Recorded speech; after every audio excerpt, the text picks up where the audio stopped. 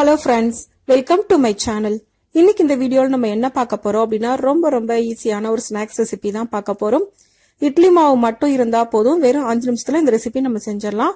டேஸ்டும் ரொம்பவே நல்லா இருக்கும். வாங்க இது எப்படி செய்யறதுன்னு வீடியோல பார்க்கலாம்.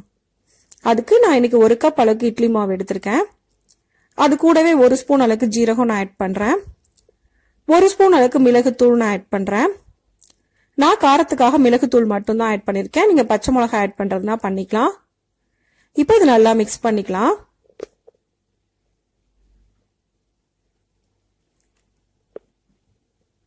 இந்த அளவுக்கு நல்லா mix பண்ணதுக்கு அப்புறமா இது கூட 1 கப் அளவுக்கு ரவையை நல்லா அரைச்சிட்டு நான் ஆட் பண்றேன். எந்த அளவுக்கு பவுடர் மாதிரி அரைக்க முடியுமோ அந்த அளவுக்கு நல்லா பவுடர் மாதிரி அரைச்சிருங்க. ஆட் பண்ணிட்டு நல்லா mix பண்ணிரலாம்.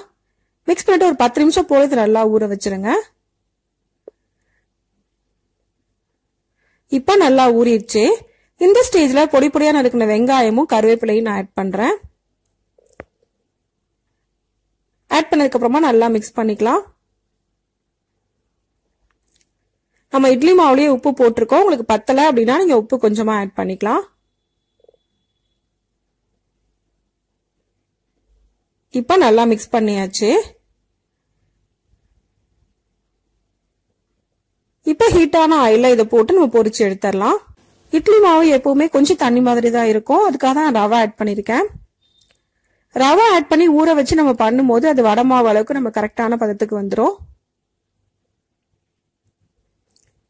உங்களுக்கு ரவை வேணாம் அப்படினா நீங்க அரிசி மாவு கூட ஆட் பண்ணிக்கலாம்.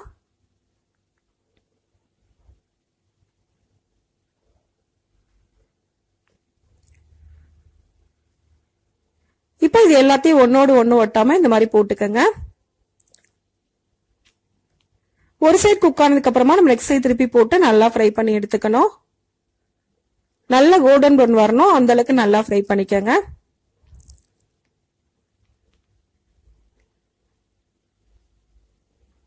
இது மேக்ஸிமம் 3ல இருந்து 4 நிமிஷத்துக்கு நம்ம நல்லா குக் ஆயிடும்.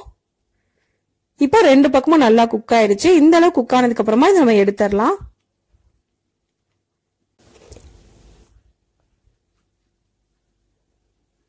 இப்போ இது எல்லாத்தையும் எடுத்தாச்சு. அடுத்ததா பேலன்ஸ் இருக்க மாவை நம்ம போட்டுக்கலாம். நான் இப்ப கையில போடாம உங்களுக்கு கரண்டிலேயே எப்படி இந்த போண்டா போடுறதுன்னு சொல்றேன். கரண்டிலேயே இது மாதிரி கொஞ்சம் கொஞ்சமா மாவு எடுத்து இதுல நம்ம ஊத்திக்கலாம்.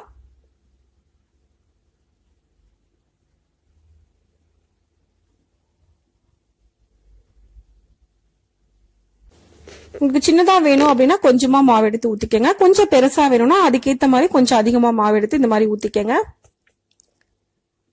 இப்ப இதுவும் நல்லா வெந்துருச்சு. இதை எடுத்துடலாம்.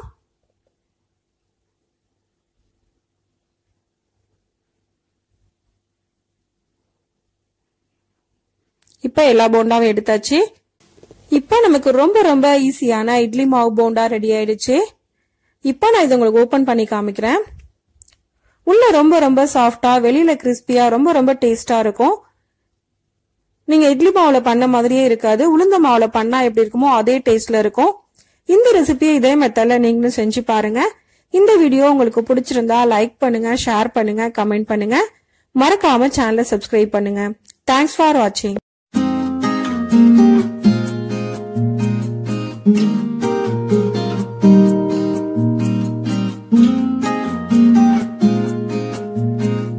Mm-hmm.